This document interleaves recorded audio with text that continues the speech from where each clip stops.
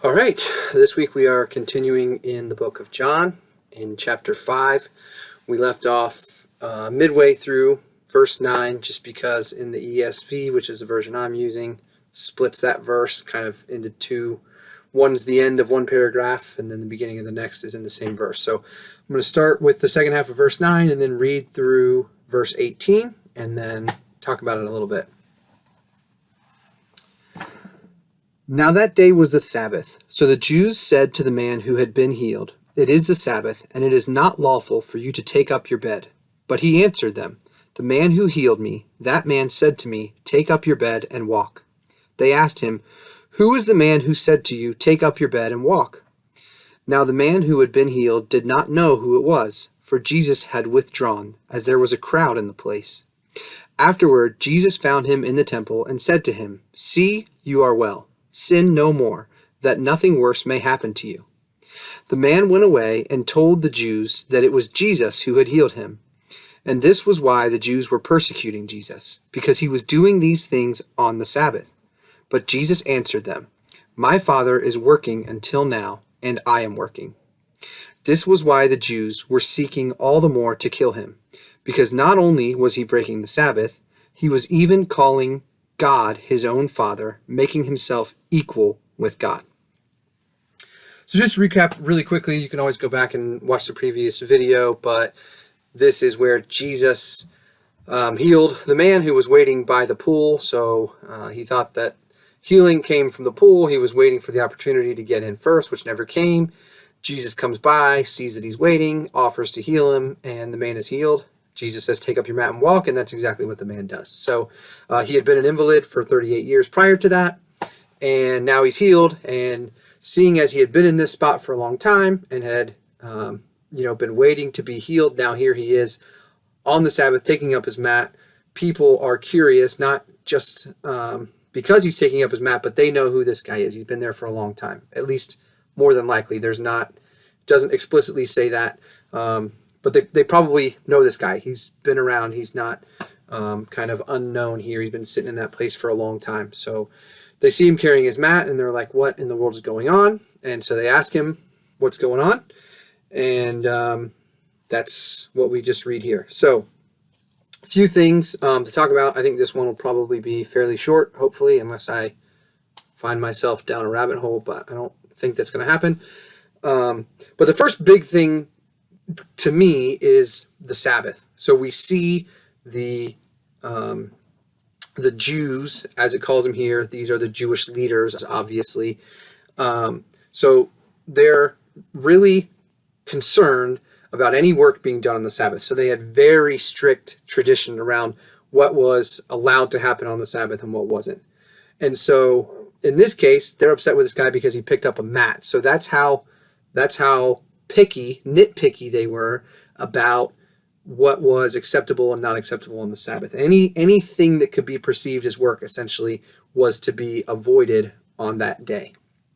So just for a little bit of background and reminder, no surprise here, John's talking about something that goes back to Genesis. This is a very consistent thing with John. We know that he is tying this whole story back to the beginning, starting with creation, and using stories as old as Genesis, referencing Jacob and Joseph and Abraham and Moses, with Moses' Exodus, but still going back to the beginning of the Old Testament and obviously talking about the creation story itself. So the Sabbath goes all the way back to creation. So the specific reference is in Genesis chapter 2, and it's actually the second verse of chapter 2. It explains that on the seventh day of creation is when God rested from creating and took a rest. And then Moses comes in with the 10 Commandments, and one of those commandments is to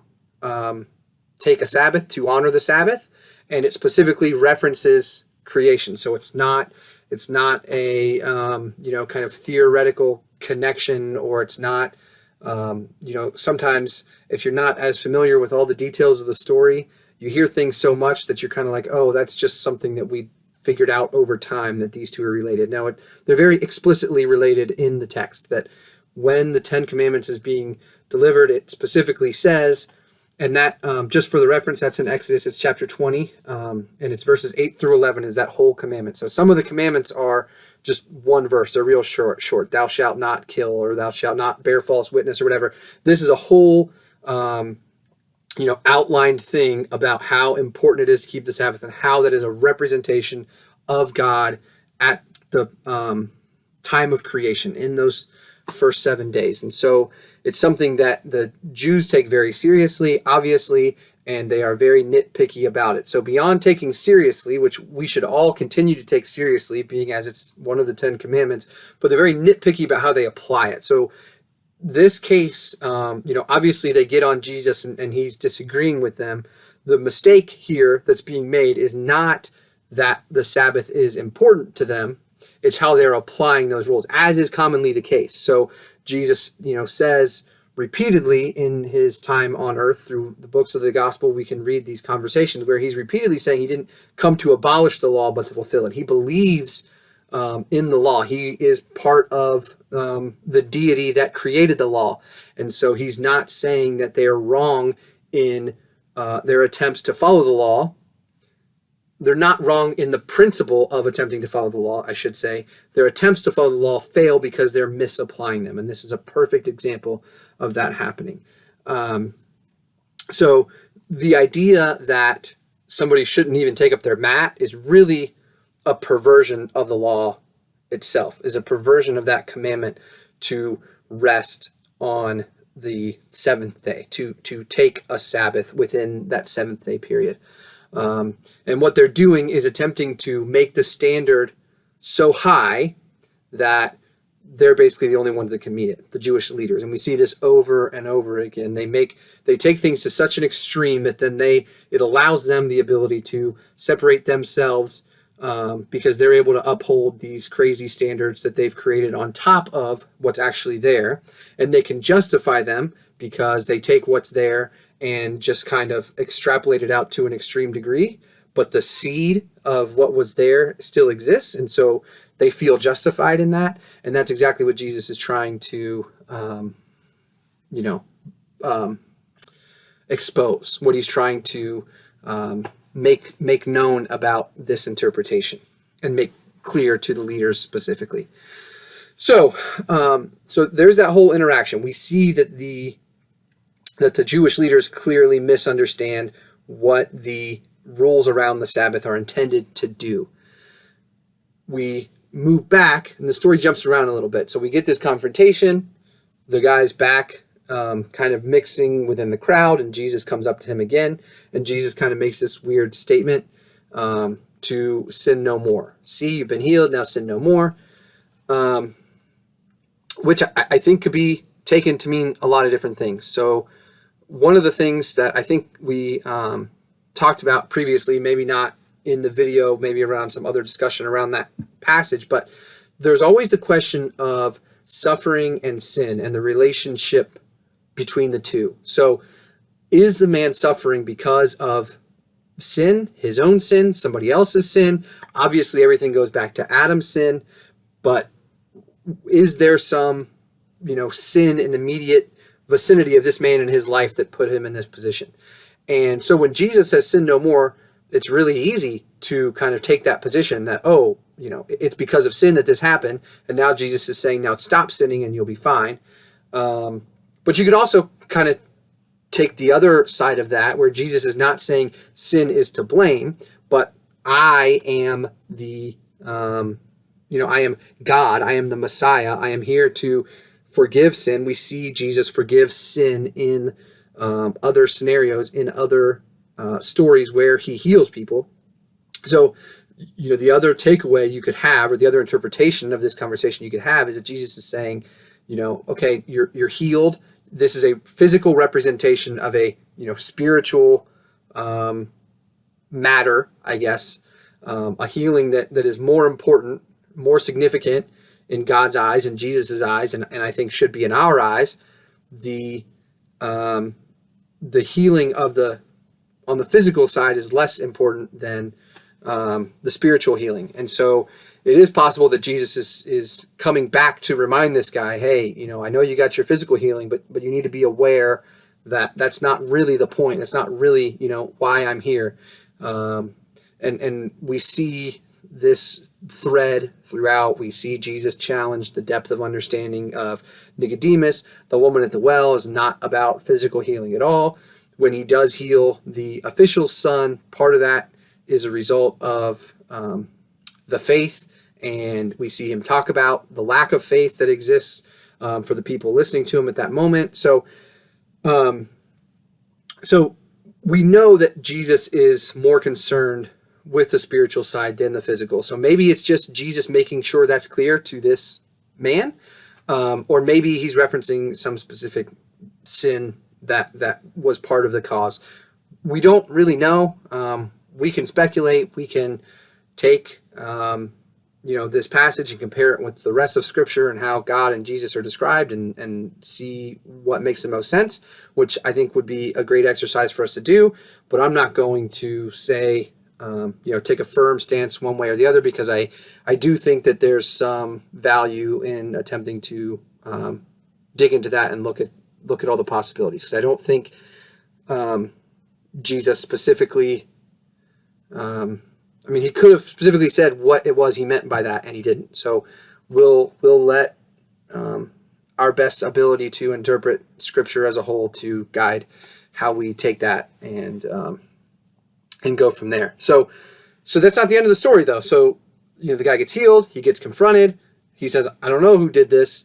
He told me to take up my mat, so I listened, which in a weird way, it's kind of like you just listen to some random guy, but at the same time, this guy just healed you, so you probably would pretty much do anything he says. Also, you're thrilled that you can actually walk, so surprised he's not doing backflips and cartwheels and stuff. So he picks up his mat, gets confronted. Jesus finds him again in the crowd, and now that the guy is aware that it was Jesus who did it, as we see frequently with people who have these interactions with Jesus where their life is significantly altered, always for the better, they go and share what's happened. So not really a surprise that this guy goes back and says it was Jesus. He's really happy about it. He wants other people to know. Same thing we saw with the woman at the well. So common response, they go back, find Jesus, and they start accusing him of defiling the Sabbath, for lack of a better term, accusing him of not properly respecting or honoring the Sabbath, which is always an interesting dynamic when people are accusing God of breaking his own laws. So Jesus doesn't necessarily come right out and say, well, I'm God, I can do what I want. But he does make this statement where he says, my Father is working until now, and I am working. And this goes back to one of the early verses in the book of John, and we talked about this quite a bit, where Jesus is the only Son. That's how John refers to him. It's in the first chapter in verse 14. He talks about the only Son, and that doesn't necessarily mean singular only. It means kind of special and set aside. The idea, like in the Old Testament, of a firstborn son. It's a special position as a son, and that's what the relationship that Jesus has with God the Father, and the relationship that Jesus claims with God the Father. So when he makes this statement, you see the very next verse, John talks about, this is what made the Jews mad, is that he's making himself equal to God. And that was something that was clear to them. For us today, it's easy to, we all talk about, God the Father, and we all understand Jesus as the Son. But for a man to say, I and the Father, compare himself to what the Father, the position that the Father holds, is something that really took people back. This is him claiming to be God, and he's claimed to be God to other people. He clearly came right out and said it to the woman at the well, but in this case, he's saying it to the Jews, who are already looking for a reason to be upset because something happened out of line with how they perceive the law. Excuse me. So when Jesus says that he's doing the work of the Father, there was also a kind of strange, but he didn't say he's doing the work of the Father. Sorry, I don't want to misstate what he said. He said the Father is working and he is also working. So when he says that, though, there was part of the Jewish tradition that basically gave God permission to work on the Sabbath, so to speak. So God is holding the whole world together at all times. And so he can't take a break from that. So when he rested on the Sabbath, on the seventh day, it was more of a symbolic is kind of the right word to use it. There's kind of a separation between work and the work of sustaining the universe in the mind of the Jews. So they had carved out in their thinking, in their worldview, a way for them to justify that God is still at work on the Sabbath, even though he is the one who set the precedent of not working. And that may not be a disconnect that's really hard for you to grasp, but for the Jews at the time and the way they viewed the world, that was pretty significant. They had to have a way to make sense of that because God wouldn't break his own laws. And so they had this kind of secondary understanding of work that applied only to God, a different kind of work that allows him to actively sustain the universe while being able to rest in the way that they perceive rest. And so when Jesus makes this statement that my Father is working until now and I am working, he's not just saying, I'm the Son, I'm like my Father. He's saying the work that God does, this concept that you have of the work that God does, that's the work that I do as well. So even though he's not necessarily confirming their worldview, I don't know if that's the right word. He's not endorsing their worldview. He is using their worldview to make the point that he is God. So that I might be over making that more complex than it needs to be, but I do think that's an interesting note there, that Jesus he's not saying the way you view God is correct and this weird dual definition of work and rest and God has his own thing. But given that you do think that God has his own thing, well, guess what? That I'm doing that work. So he's claiming God in a really powerful way, not just to be the Son of God, but to be doing the actual work in the same way that they perceive God doing work. So he's really making that point that he is this deity in the same way, that he has that same kind of authority to work on the Sabbath that applies only to God in their minds. And so basically what it comes down to, just to kind of wrap this up in an overview, and we'll get into more of the authority piece of what, how Jesus is staking his claim to authority. And that's what most of the rest of the 5th chapter of the book of John does.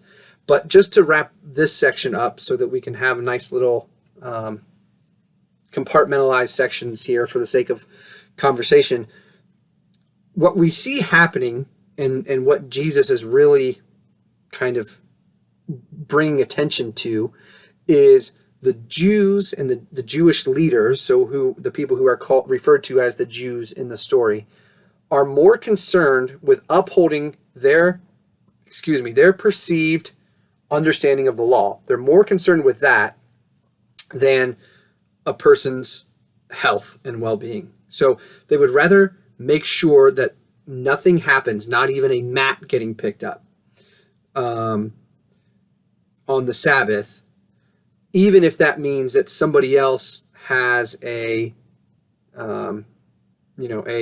miraculous healing, a life-altering healing, and a interaction with God himself.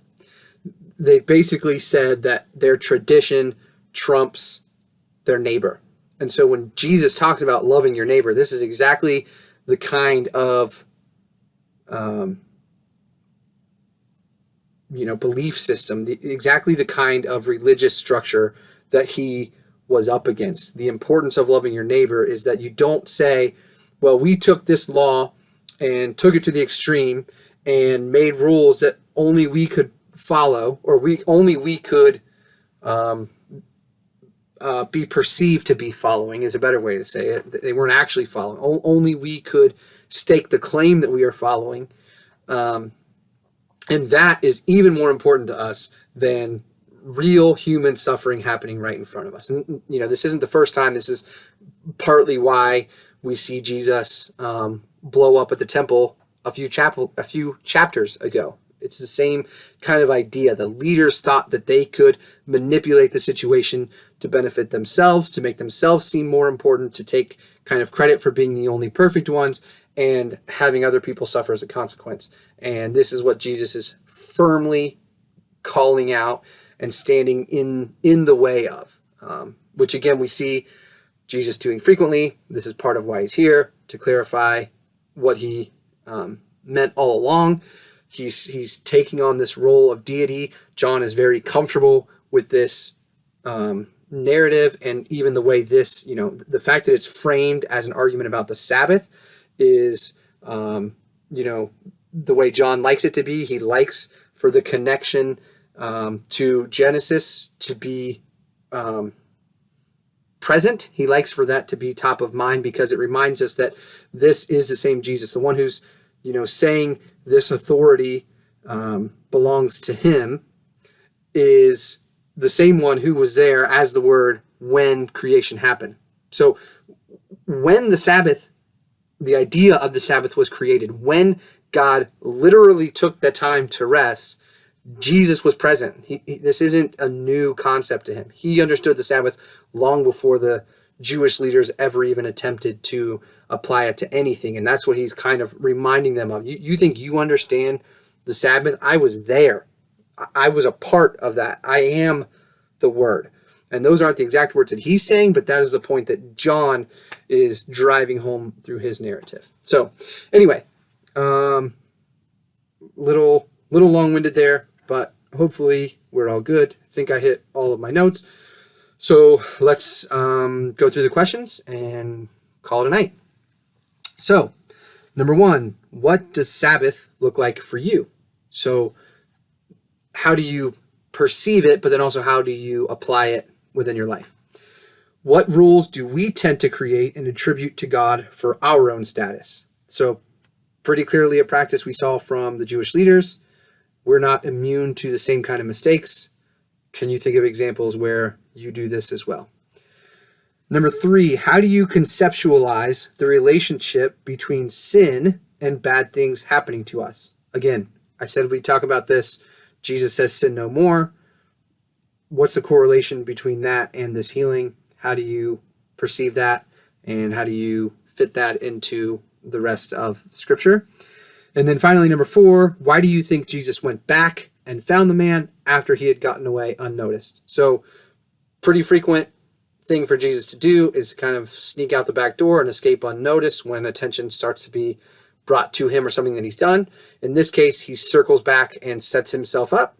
And so why in this case is it different? Is it just timing, or is there something else he's trying to get across? What do you think?